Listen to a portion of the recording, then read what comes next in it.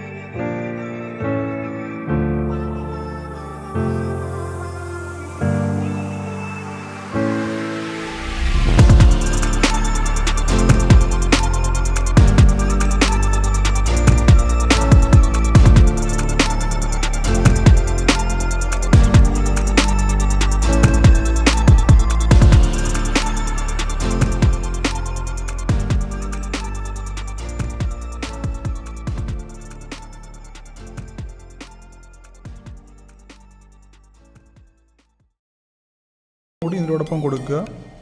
ഇതുപോലുള്ള വീഡിയോസൊക്കെ ഇനിയും ഉണ്ടാവും. എൻ്റെ ചാനലൊന്ന് സബ്സ്ക്രൈബ് ചെയ്യുക, അതുപോലെ തന്നെ സപ്പോർട്ട് ചെയ്യുക.